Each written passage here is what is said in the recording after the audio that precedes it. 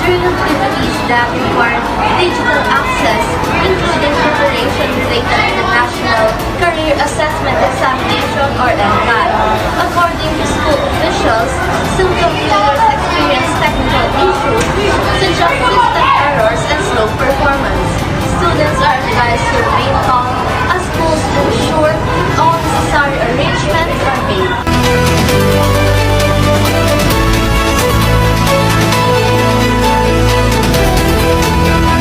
I'm with Maui Fabian. As a grade 10 student, why is NCAI important for you?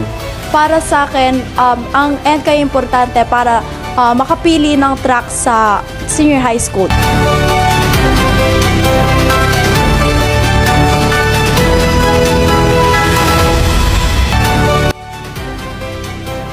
Ricky Herrera, Cyrus Manikis, The Carver.